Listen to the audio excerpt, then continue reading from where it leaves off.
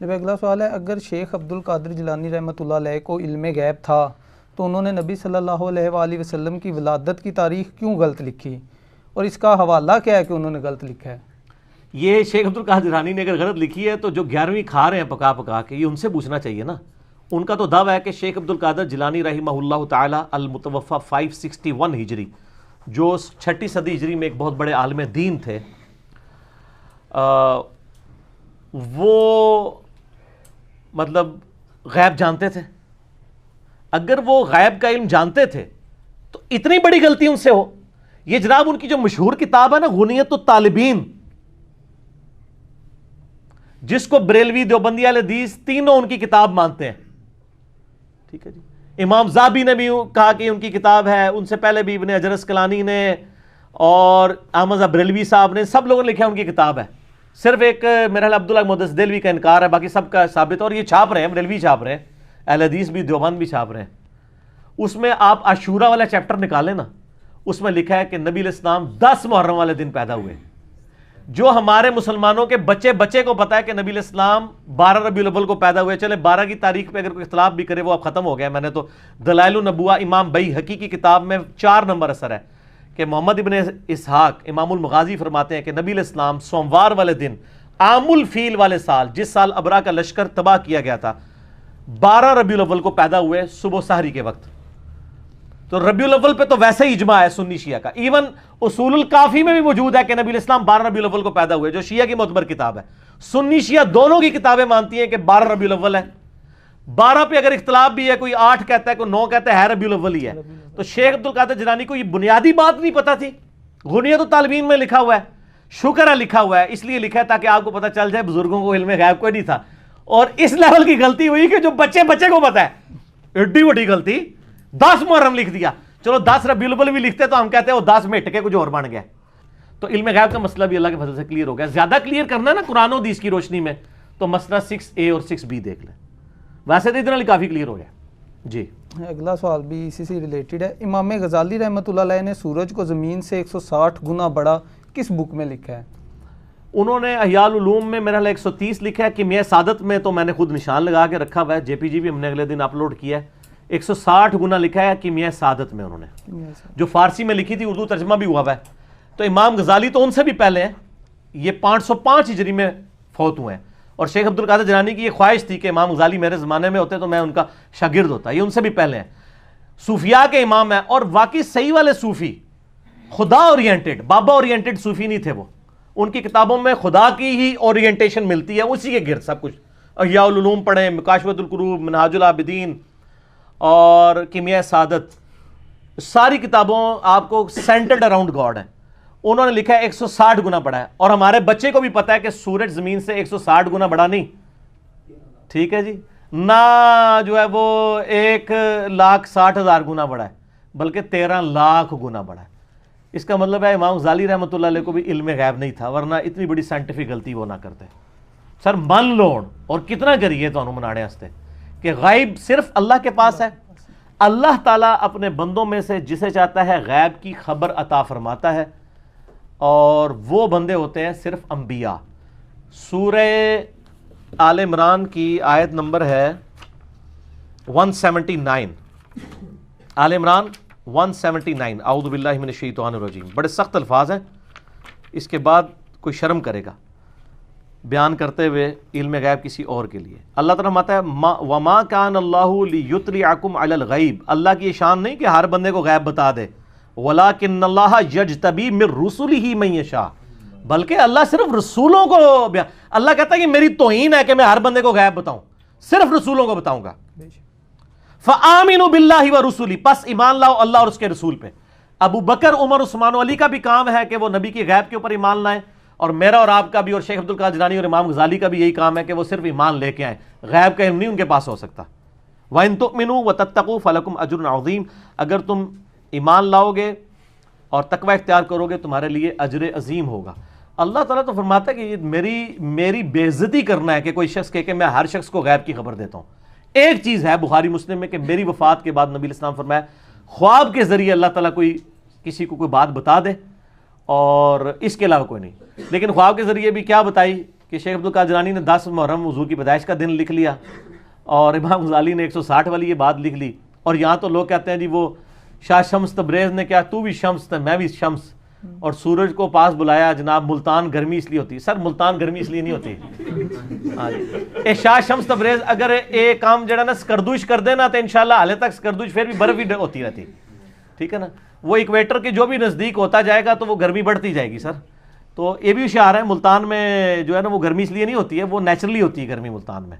تو یہ جھوٹے واقعات ہیں. یہاں تو ہر وہ سودا بکتا ہے جس میں وہ میں نے آپ کو بتایا نا کہ مثنوی مولانا روم میں ایک جعلی واقعہ لکھا ہوا ہے کہ جی موسیٰ علیہ السلام ایک بندے کے پاس سے گزرے، وہ کہہ رہا تھا اللہ کبھی میرے پاس آ، میں تجھے کنگھی کروں، میں تجھے نہلاؤں دلاؤں اچھے کپڑے پہناؤں.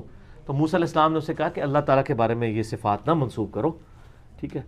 جب موسیٰ علیہ السلام اللہ کے پاس گئے تو اللہ نے الٹا موسیٰ کو ڈانٹ دیا نعوذ باللہ کہ تو میرا بندہ ہی ناراض کر چھڑے.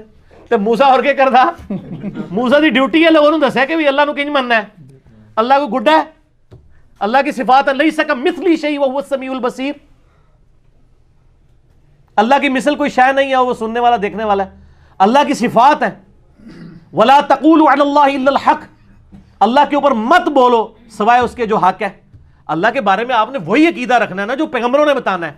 اگر پیغمبروں کو عقیدہ نہیں پتا، ان نانگے بابوں کو پتا ہے جن کے پیچھے اللہ پیغمبروں کو ڈانٹ رہا ہے، تو سر یہ دیکھیں وہ بابے کو بچاتے ہوئے پیغمبر کو انہوں نے کہہ دیا کہ پیغمبر کو دین نہیں آتا تھا، اس نانگے کو آتا تھا. تو اس کا مطلب اگر پیغمبر کو دین نہ آئے تو اس کا مطلب کیا ہے؟ اس کا مطلب یہ ہے کہ اللہ کو نہیں آیا پڑھانا. پیغمبر کو بعد میں دیکھیں گے نا. دیکھیں پیغمبر کون ہے؟ اللہ کا ریپریزنٹیٹو. خدا نے اسے بھیجا ہے کہ تو نے لوگوں کو دین سکھانا ہے. اس کو تو دین نہیں آیا، ایک نانگے کو آ گیا. دیکھیں انجانے میں یہ لوگ کس طرح انبیاء کی بھی اور اللہ کی بھی توہین کر جاتے ہیں. یہ سارے یہ مولانا روم کی مثنوی کے اندر جھوٹے اور جعلی واقعات لکھے ہوئے ہیں. اللہ تعالیٰ ہدایت دے. ہمارے وائزین پڑھ پڑھ کے سنا رہے ہوتے ہیں. اور ایک اور بھی مشہور کیا جی، وہ ایک بندہ اللہ نے کہا منو انسانی گوشت چاہیے، ٹھیک ہے. ایک بندے کوئی بھی نہیں دے رہا، ایک بندے کو گیا انہوں نے کہا جی ادھروں بھی وڈ لے ادھروں بھی وڈ لے. خدا کے لیے یار، یعنی اور پھر اللہ تعالیٰ کے پاس گئے تو اللہ تعالیٰ نے فرمایا موسیٰ تو بھی انسان تھا، تو نے اپنا جسم کیوں نہیں کاٹ کے مجھے دے دیا؟ استغفر اللہ واتوب الیہ. یعنی یہ شریعت بتا رہے ہیں. نبی تو ہر کام اللہ کی وحی سے کر رہا ہوتا ہے، جو وحی سے ریلیٹڈ چیزیں ہوتی ہیں. تو انسانی گوشت نہیں چاہیے. جب چاہیے تھا نا تو کوئی غلطی نہیں کھائی ہے. ابراہیم علیہ السلام کو اللہ نے خواب دکھائی کہ اپنے بیٹے کی قربانی کرو، تو انہوں نے، بیٹے نے بھی ثابت قدمی دکھائی، ابراہیم نے بھی. یہ ہے قرآن اور یہ ہے مثنوی شریف، جنہوں کہتے ہیں فارسی کا قرآن. اے فارسی دی قرآن ہے، عربی والا قرآن جڑا ہے نا وہ اے محمد رسول اللہ تے نازل ہویا ہے. یہ ساڈا قرآن ہے، وہ تہاڈا ہوئے گا صلی اللہ علیہ وآلہ وسلم. ٹھیک ہے جی. اگلا سوال ہے. یار میرے کو گستاخی کراندے ہو تسی بزرگاں دی. میری کوشش نہیں ہوتی لیکن کیا کریں، نبی کی شان بیان کرنے کے لیے ضروری ہے کہ بزرگوں کی گستاخی ہو، کیونکہ جو بزرگ رسول اللہ کے خلاف کھڑے ہوئے ہیں آٹومیٹکلی ان کی گستاخی ہو جائے گی. یہ تو آٹومیٹک ہے. جب نبی کی شان کو آپ بیان کریں گے تو نبی کے جو دشمن ہیں ان کی خود بخود نگیشن ہو جاتی ہے. ایک دین وہ ہے جو اللہ نے اپنے نبی کے ذریعے ہم تک پہنچایا ہے، ایک وہ دین ہے جو بابوں نے قصے کہانیوں کے ذریعے پہنچایا ہے. تو یا پھر نبی علیہ السلام کو مان لیں. میں اس میں اکثر بیان کرتا ہوں کتنا مشہور کیا ہوا انہوں نے.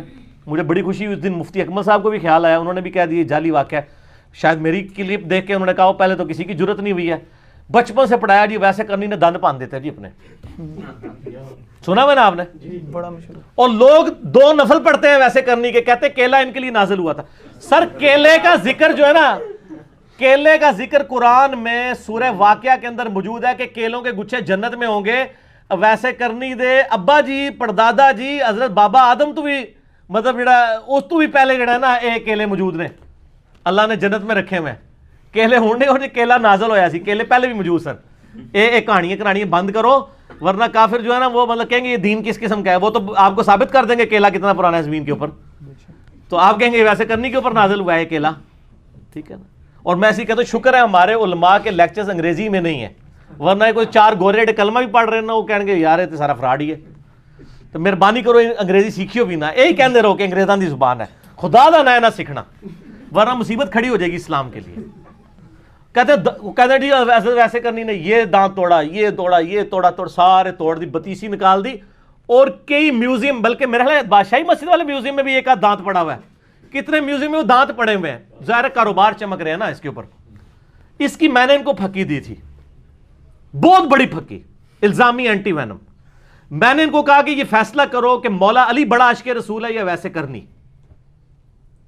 یہ ویسے کرنی سے بھی پوچھو نا تو وہ بھی کانپ اٹھیں گے کہ یار مجھے مولا علی کے ساتھ ذکر کر رہے ہو, کدھر علی اور کدھر میں. اب ویسے کرنی تو جنگ صفین میں مولا علی کے ہاتھ پہ بیعت ہو کے جنگ صفین میں حضرت علی کی طرف سے لڑتے ہوئے معاویہ رضی اللہ تعالیٰ کے خلاف شہید ہوئے ہیں. ٹھیک ہے, تو یہ کہیں گے جی مولا علی بڑے عاشق رسول تھے. یہ زیادہ تر شیعہ ہی بیان کر رہے ہوتے ہیں یا بریلوی کر رہے ہوتے ہیں. تو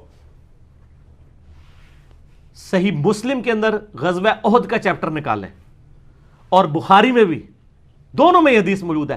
سہل ابن سعد السعدی کہتے ہیں کہ اللہ کی قسم میں جانتا ہوں, میں اب آخری صحابی بچا ہوں جس نے یہ منظر دیکھا ہوا ہے. وہ بوڑھے صحابہ میں سے تھے اور لوگ نا حج کے موقع پہ ان کو گھیر لیتے تھے, جی تسی حضور نے ویکھیا سانو دسو. میں ان آخری صحابہ میں سے ایک بچ گیا ہوں جس نے احد کا یہ منظر خود دیکھا ہوا ہے. بخاری مسلم دونوں میں ہے کہ نبی علیہ السلام کے جب یہ 4 دانت شہید ہوئے تو اتنا خون نکلا کہ آپ علیہ السلام بے ہوش ہو گئے بلڈ پریشر لاس ہونے کی وجہ سے. اور میں نے دیکھا کہ مولا علی علیہ السلام اپنے تھال کے اندر, وہ جو ڈھال ہوتی ہے, ڈھال کو الٹا کریں تو برتن میں, اس میں پانی لے کے آئے, حضور کا زخم دھو رہے تھے, اور یعنی پانی ڈالتے تھے اور فاطمہ زخم دھوتی تھی.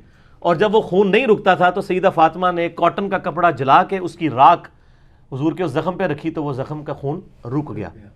اور قرآن میں بھی ہے نا حضور کی شہادت کی خبر مشہور ہوگی, سورہ ال عمران 144, وما محمد الا رسول قد خلت من قبلہ الرسل, وہ آیت نازل ہوئی تھی.